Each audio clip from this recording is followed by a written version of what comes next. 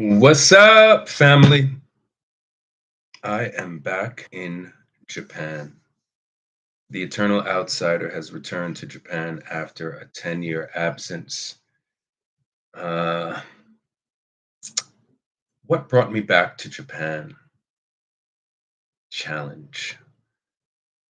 I went to challenge myself to see if the first experience I had in Japan was actually real. Um, Seemed like a dream, even though I wrote this book about my experience that first time in Japan. It seemed like a dream. It seemed like it never happened. The more time went on, the more I vaguely remembered, did I actually live in Japan? So here I am again.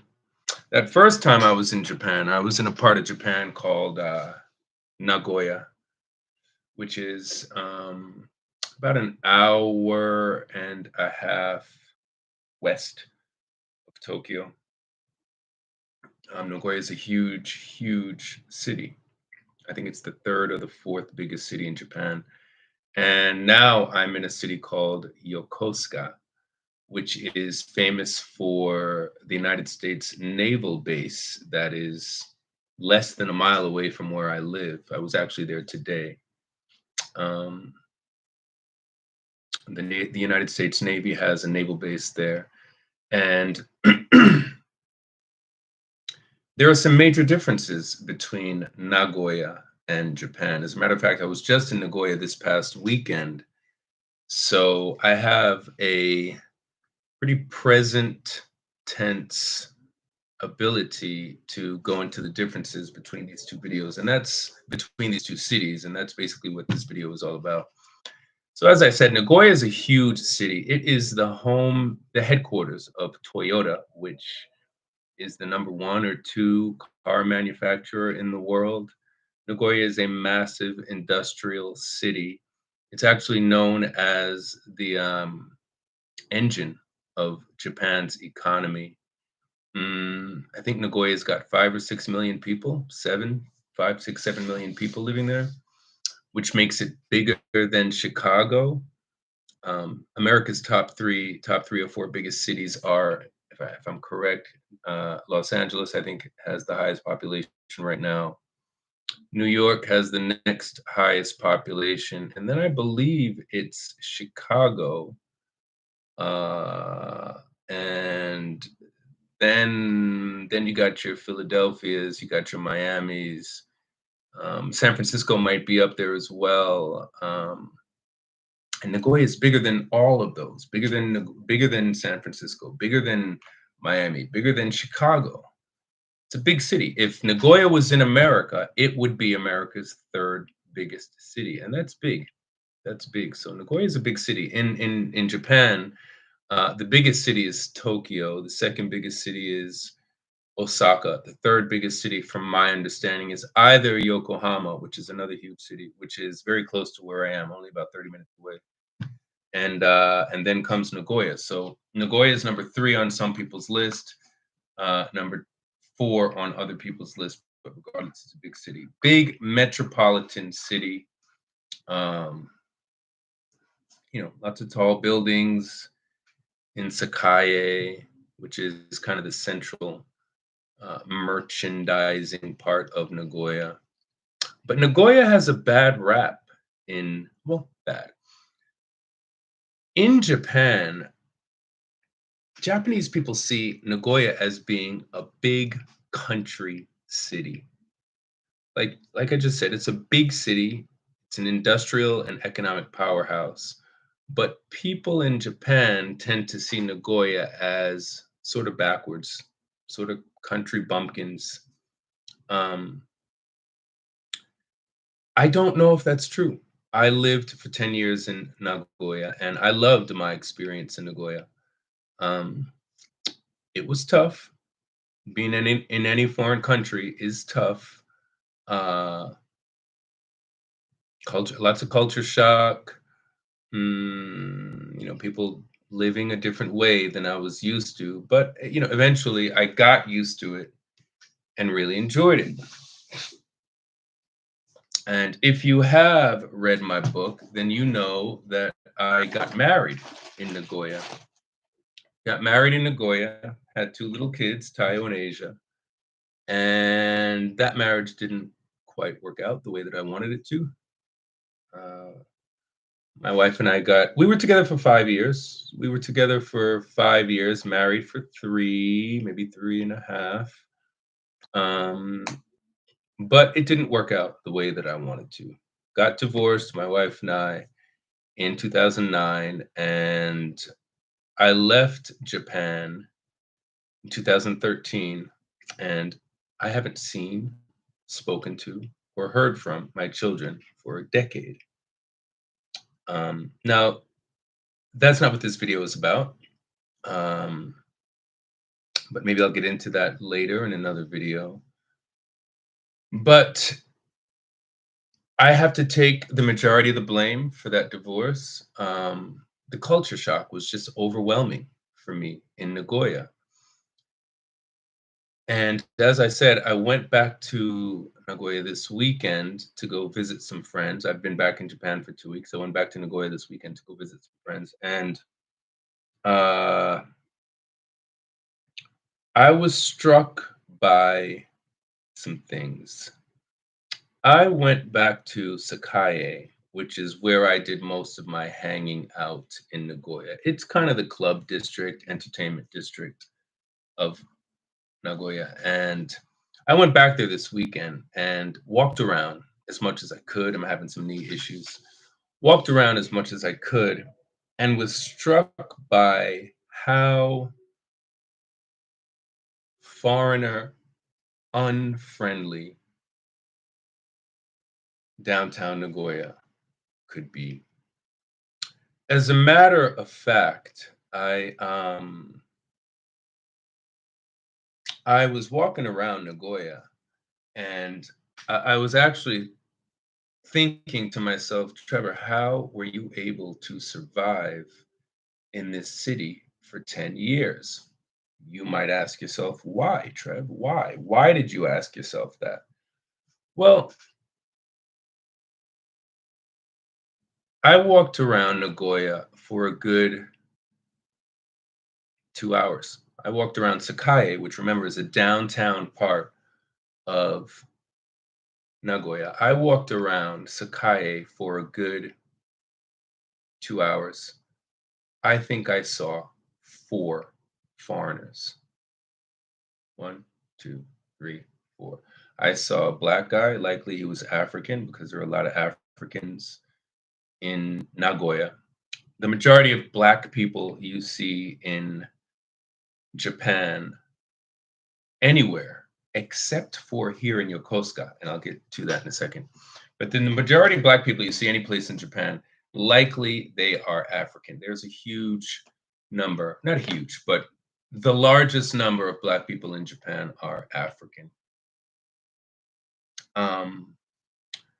I'm getting oh, Ghetto Sapien. Wow, I know that dude. Atlanta's in the house. No, the four does not include me. All right, so then it's five. So then it's five. One black dude, African. One sort of Indian looking, maybe Hispanic dude, but he was working at a restaurant, and then a white couple. Now, city streets in Japan are like in Tokyo, in Osaka, in Nagoya. City streets in Japan are packed with people. They're crowded. You've seen videos of Shibuya, the crossing, where there's thousands of people. Japanese people are very, very social people amongst themselves. Department stores are packed, malls are packed, restaurants are packed, bars are packed. Japanese people go out.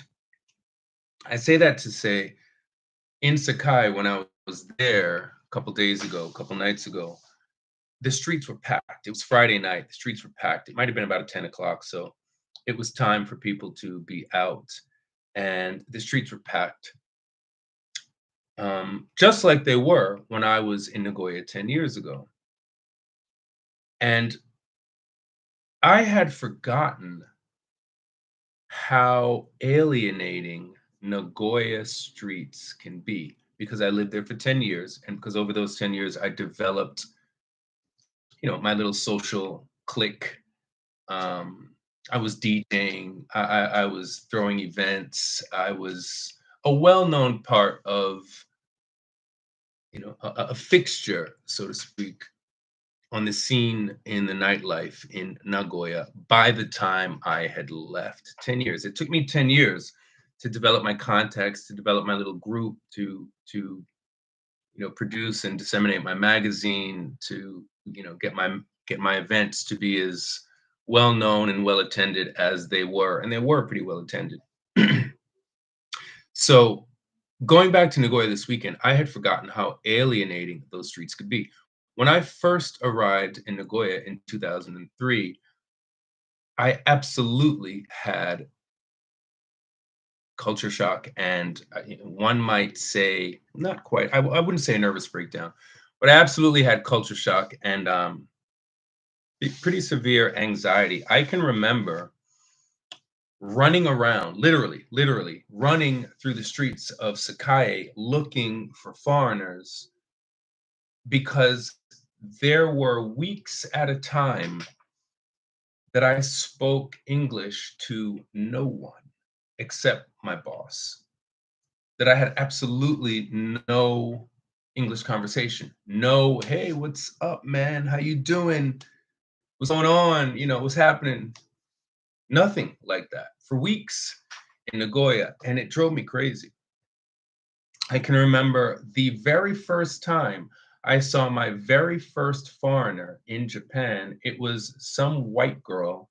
I saw her like across the street, and I went booking across the street and ran up to her, and she was scared to death. This black dude, I had long locks at the time. This black dude with these long dreadlocks, running like a maniac towards her, and she was scared to death. And I ran up to her, and I was like, "Do you speak English?" And she was like, "Yeah, I speak English." And I was like, "Thank you, thank you, thank you so much, thank you so much." And we had a little brief conversation. I don't remember what her name was or whatever, but she understood. She understood what I was going through because people, people in America, people in their own countries who don't travel to foreign countries and to live. You go on vacation for 2 or 3 weeks in Greece, you go on vacation to Turkey. The most exotic place you can think of to go on vacation is absolutely nothing like living there. It's a completely different ballgame. When you're on vacation, you're going back home. You're going back home in 2 or 3 weeks. So you don't have to acclimate. You don't have to uh, learn the language. Nothing. You don't have to do anything. All you have to do is marvel at the sights, eat some exotic food, and go back to your hotel room, swim in the pool, take a shower, and go home. But when you live there, it's a completely different story. So Ghetto Sapien is saying that he wasn't even that isolated when he was in Afghanistan, but he was on an American military base and he wasn't immersed in the culture, and that's the whole thing. Immersing yourself in a culture is very different than being on vacation. So I'm going to get to that in a minute because that relates to where I live now in Yokosuka. So I'm walking around Nagoya and I see 4 other foreigners, but that's not all. In Nagoya, and in all of Japan, actually, there's this phenomenon known as microaggressions. What's a microaggression, Trevor? A microaggression is when you get on the train and it's packed and you're sitting and there are 2 empty seats next to you and everybody's still standing. That's a microaggression. It's obvious that they don't want to sit next to you. That's a microaggression. It's aggressive, but it's like passive. It's like silently aggressive. And I went through an uncountable number of these microaggressions, which I detailed quite nicely in my book, The Eternal Outsider, 10 Years Black in Japan. I went through a countless number of these microaggressions in Japan for the 10 years that I was living there. But I'd kind of forgotten about him. I'd kind of forgotten about those microaggressions that I went through in Japan. I was back in America. I lived in America for 10 years. I forgot about them. I spent 2 days, not even. I arrived in Nagoya Thursday evening, late Thursday evening, 6 or 7 o'clock. I had dinner with a friend, went back to my hotel room that night, went to sleep, woke up Friday, did a little bit of business. I had some unfinished business to do with another friend in Nagoya Friday morning. Decided I would go out Friday night, hang out, because I was headed back to Yokosuka Saturday. So I spent all of 30 hours in Nagoya. 2 hours of those 30 were spent walking the streets. I had half a dozen microaggressions in that 2 hours on the streets. Like what, Trev? You weren't on the train. Like what? Well, I'll tell you.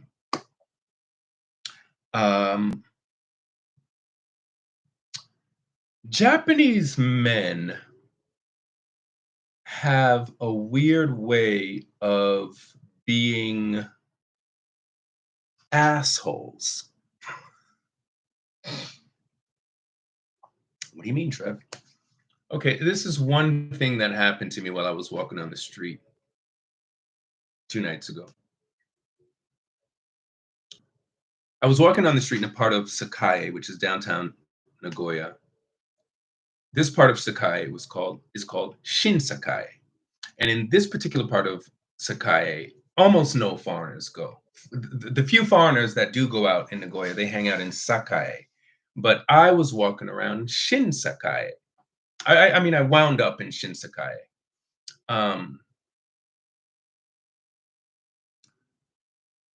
I rounded a corner, and when I rounded this corner, a Japanese guy saw me and did this. He was talking to his friends in this direction, drinking his beer, because in Japan, drinking alcohol on the street is legal. He's drinking his beer, talking to his friend. I round the corner. He turns around, sees me.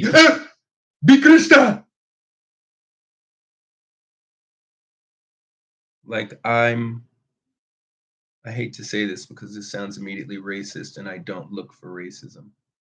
But he reacted like I was a gorilla walking down the street. Again, I'll do it again. He's drinking his beer. He's talking to his buddies. I come around the corner. He happens to glance. Bikrista!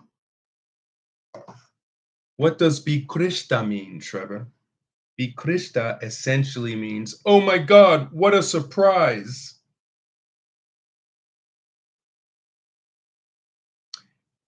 Now, I'm a black dude. I guess I'm taller than the average Japanese, although there are tall Japanese. I guess I'm taller than the average Japanese. I'm black. My skin is black. I got this hair, whatever. But there's no reason to act like you just saw a gorilla walking down the street. It's microaggressive. This happened the very first night that I walked around Nagoya, which reminded me that this used to happen on a regular basis for 10 years, for the whole 10 years I lived here.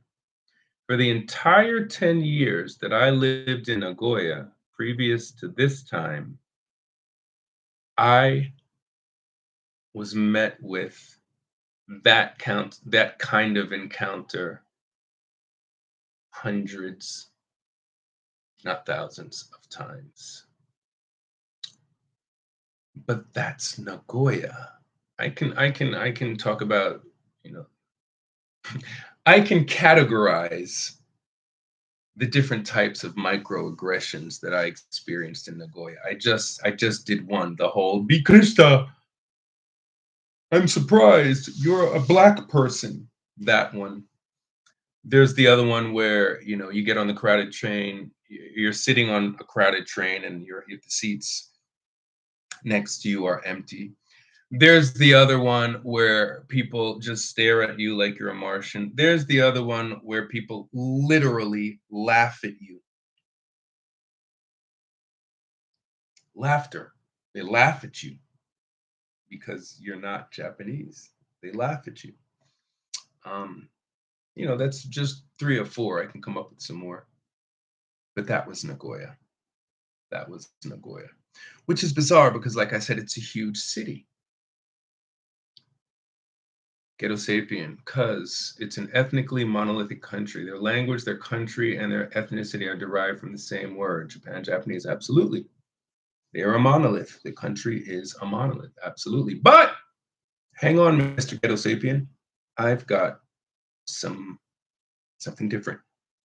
So keep in mind, I'm talking strictly about Nagoya right now. I'm talking about my experience in Nagoya.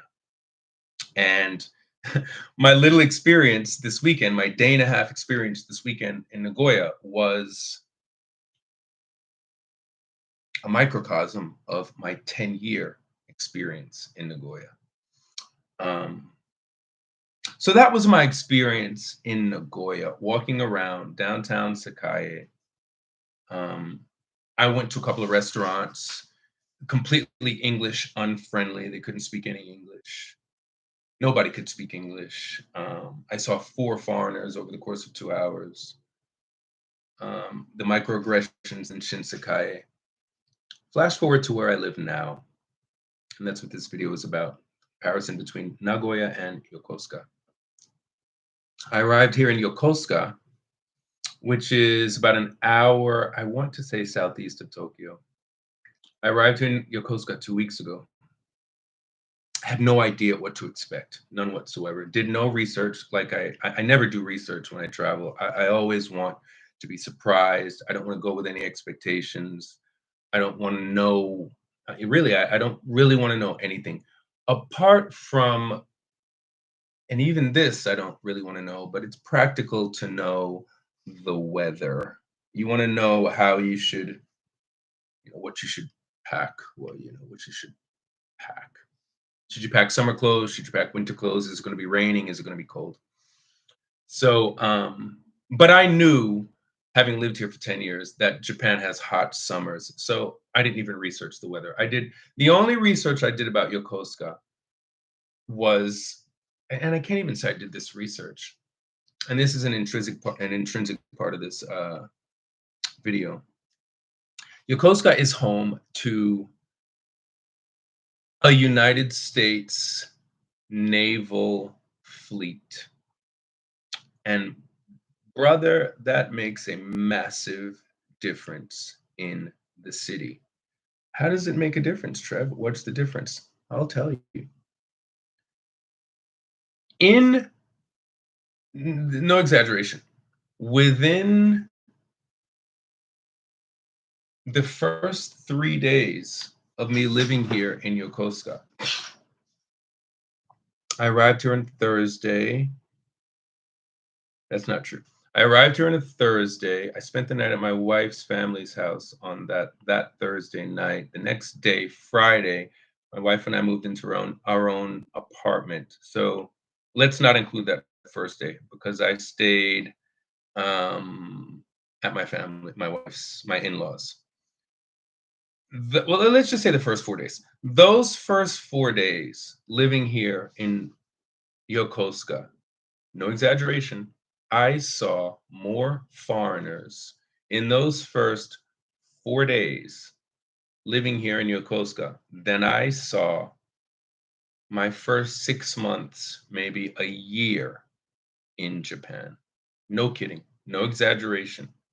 I saw more foreigners first 4 days I lived here in Yokosuka than I saw in 6 months in Nagoya. Blew my mind. Blew my mind. I was shocked. Now, I was partially now, being the only one or one of few, which was my experience in Nagoya, it has its benefits. It has its perks. You are unique. You don't have to follow the rules of the society. Women are attracted to your uniqueness. Um, you're super special. You're super special. You're a specimen. You're beyond special. You're a specimen. Um, and that has it can have its benefits. So moving back to Japan, I was preparing myself to be special all over again. Arriving in Yokosuka, no sir, nothing special about you, bro. There's foreigners all over the place. It isn't like it's an American city. It isn't quite that foreign. It's very definitely Japanese. Very definitely, we foreigners are still in the minority, but it's it's just a completely different experience walking down the streets of Yokosuka and seeing so many foreigners. Now, again, it isn't like New York City, Los Angeles, American city where everybody's American, but it's more than enough to let me know I'm not special. There's a ton of foreigners here. Um, quick observation: I've got a couple tattoos. I've got one tattoo. I've got another one back here. The overwhelming majority of foreigners I see walking around Yokosuka are mad tatted up, tatted up like crazy. Japanese don't do tattoos. Jap- there are a fair number of establishments here in Japan that you can't even get into if you have a tattoo, if it's visible. There's a fair number of onsen, which is the hot bath places, hot springs. They won't let you in if they can see your tattoo. I worked at schools. I worked at elementary schools and junior high schools where I like to roll my sleeves up. It's just comfortable for me. I don't think I have big arms or anything. I just like to roll my sleeves up. It's comfortable for me. I remember having my sleeve rolled up and having this corny little $50 tattoo showing, and I was outside doing push-ups in the schoolyard, doing push-ups. I don't know, it might have been lunchtime, it might have been break time. I'm doing push-ups. Got my sleeves rolled up. Came back into the school, the police were there waiting for me. Why? Somebody had seen this black guy, and I don't even want to say black guy because it isn't about race every time in Japan. Somebody had seen this guy with this tattoo, called the police. Hey, there's some dude in the schoolyard with tattoos doing push-ups. Ghetto sapien, nail head, tattoos, yakuza. Yakuza.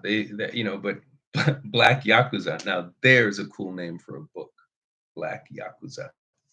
But yeah, tattoos in Japan are associated with the Yakuza. Yakuza in Japan, obviously associated with criminality. Um, I forget my point, but uh, in here in Yokosuka, every foreigner I see is just tatted up from head to toe. And I'm not a big fan of tattoos, even though I have a couple of them. I got them 30 years ago when I was a kid. I don't plan to get any more. I don't think it was a mistake, learning experience, but I'm not a fan of tattoos. It's just not my thing. It's just not my thing. But that is evidence of the difference between Nagoya and Yokosuka. You don't see foreigners in Nagoya walking around tatted up from head to toe. Here in Yokosuka, you do. So much so that now I've also begun to notice there's tons of tattoo parlors, not tons, but there's a lot of tattoo parlors here in Yokosuka, which suggests that the sailors who have made tattooing a common sight in the streets of Yokosuka have now changed the culture of Yokosuka so much so that Japanese have opened tattoo parlors to service them. It's one difference. Another difference. I am trying to be on a strict meat diet. It's not that I don't like noodles. It's not like that I don't like rice. It's not that I don't like bread. I love all that stuff. But I'm trying to be on this strict meat diet. So I found a steak restaurant. It's called Ishikari, and I've been going there pretty much every other day since I got here. They've got menus in English, unheard of in Nagoya. All the waitresses that have waited on me speak English, not fluently, but enough to be able to take my order, ask me how I'm doing, do I want more, is everything okay? In fact, it is expensive.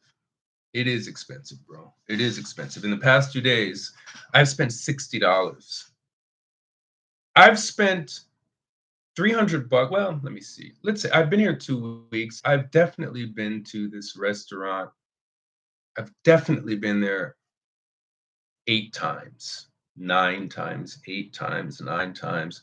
Every time I go there, I spend at least 20 bucks. 8 times 9. I mean, 9 times 20, 8 times 20, 160. I've definitely spent, let's say, 200 bucks eating since going to that restaurant. Not too bad. It's not too bad. It's expensive for me.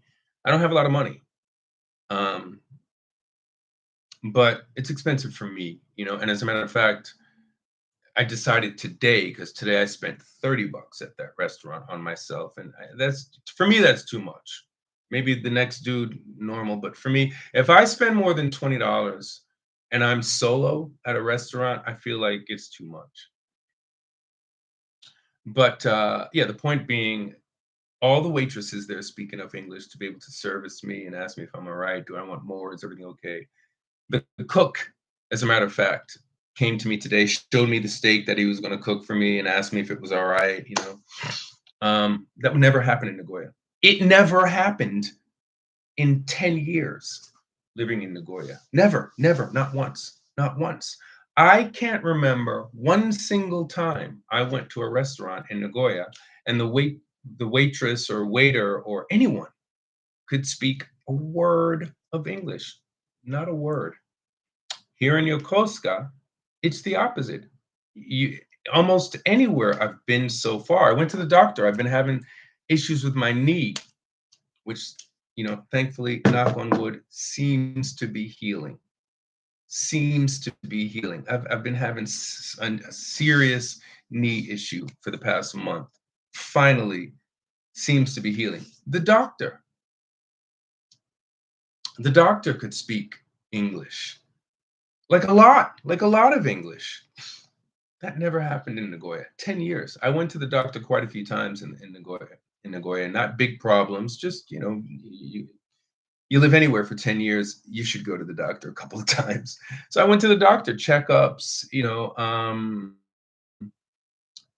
nasal stuff. Did the doctor smoke? Not in the office, but that's a good point. I went to an izakaya last night. Um, and they were smoking in there. And I was gonna shoot a video of it, but I didn't. But yeah, they smoke indoors in a lot of places in Japan, and I don't care. It's their country. Who am I, man? I'm not. I'm not trying to, everybody stop smoking. Get out of here, man. It's their country. You know what I'm saying? They do things differently. Smoking is one of the things that Japanese do. They allow themselves the pleasure, the luxury, whatever, of smoking indoors, and I'm not mad. But what I have noticed that I didn't quite notice the first time I was here was that they now have like smoking rooms, like a room dedicated for smoking. And also outside the train stations, there are areas where you're not supposed to smoke, but where they've built like a little, for lack of a better word, a smoking tent, um, where people are smoking. They didn't have those when I was here before. They didn't have those when I was here before, but they do now. So, Yokosuka, remembering the point of this video, Yokosuka is a fraction of the size of Nagoya. Where Nagoya is 5 million people, I think Yokosuka would be lucky, not be lucky, but I think Yokosuka at the most, I'm going to turn this light on and see if it gives me any better light. I know this video is horrible. Like, how do people get such great quality videos that don't look all fuzzy and crappy? Like, why does my video look like I'm shooting, shooting the video like, you know, through mashed potatoes? Like, what? Let me see. If I turn on this light, is that any better? Does that do anything better? You're kind of right. Let me see this. How about this? Is that any better or worse? I don't know. It is better? All right, cool. Get a better camera. That means I have to get a camera that like plugs into the computer, right? I guess I really I need a new computer. If you were to see my computer, you would think it was like you would think I bought it out of like a bubblegum machine. My computer, it's a piece. It's whatever. Anyway, okay. So wait, what was I talking about? The smoking, right? No, the population. Nagoya has 5 million people. Yokosuka would have 500,000 at most. Matter of fact, you know what? I do have another camera. I left it at Deidre's house. I left it in Gainesville. I do have a better camera, and I planned to bring it actually, but I left it in Deidre's house. That was smart, right? Call her and get her to send it to me. But yeah, Yokosuka's 500,000 people tops, but it feels so much more international than Nagoya, a city literally 10 times its size, felt. Takeaway, I'm going to make this video 40 minutes long, 2 minutes left. Takeaway from my Nagoya trip this weekend. I did get to see 3 good friends of mine.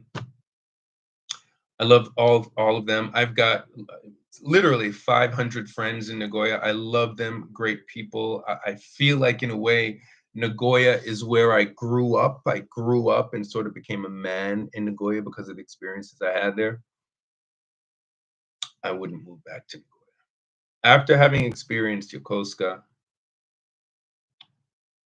after having experienced a more English-friendly environment, after having experienced the little goofy microaggressions that I had to go through in Nagoya this weekend, and if any of my friends watch this video, no disrespect to you all. I love all of you. I love all of my Nagoya friends. You guys are my people, and you know that.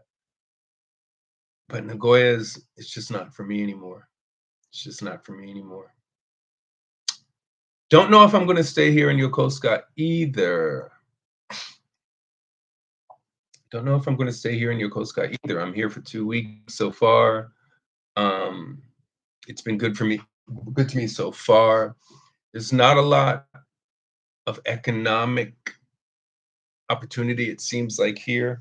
Went close to the base today for the first time that I've been here. I did a TikTok video on it. Check out my TikTok page. I think my TikTok page is called Silva Rida. Check out my TikTok page. Went to a reggae concert right next to the base. Sick reggae concert. Thousands of people. Japanese love reggae. Had a lot of fun. right by the water. That's another great thing about Yokosuka that Nagoya didn't have. Yokosuka is right by the water, which is, it serves its purpose being a naval base city right by the water. So had a great time at the reggae concert. I'm enjoying Yokosuka so far. I'm heading into Tokyo and Yokohama once or twice a week. Probably if we decide to stay here, likely we'll relocate a little bit closer to either Tokyo or Yokohama.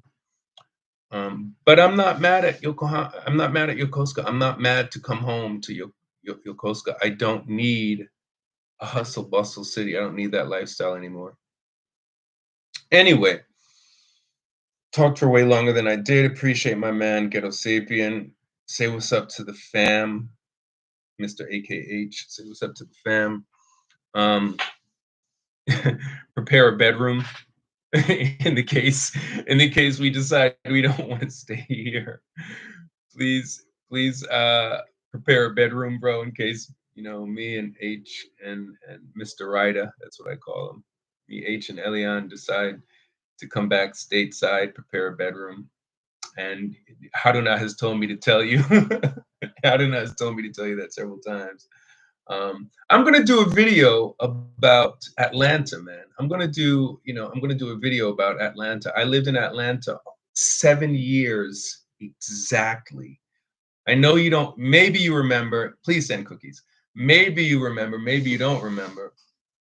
H and I arrived at you guys' house September 1st, 2016.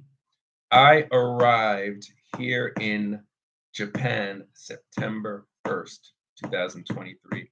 Lived in Atlanta just about 7 years to the day. And I love Atlanta. I think, having lived in Atlanta, New York City, Los Angeles, Gainesville, Florida, Orlando, Florida, one could say I lived in Jersey for a while. Atlanta is the best city that I have had the pleasure of living in America. Atlanta is the best city that I've had the pleasure of living in America. Really and truly. I miss it. Before having moved to Atlanta, it was nowhere on my radar. I was like, Atlanta, Georgia, the Deep South, me? No, sir. Lived there 7 years, feel completely differently about it. It's still ratchet as all get out in certain corners. And then in other corners, it's still bougie as all get out. But you can find your, I found my place in Atlanta. Loved it, man. Loved it. All right, this is the Eternal Outsider. I'm bouncing, y'all. I appreciate you listening to my little take on Nagoya versus Yokosuka, Mr. Sapien. I know, trust and believe. I know y'all are in a more bougie spot. Trust and believe. I know. Enjoyed you listening, man. An audience of one is better than an audience of none. And we'll talk to you guys next time. Say what's up to the fam. I love my friend.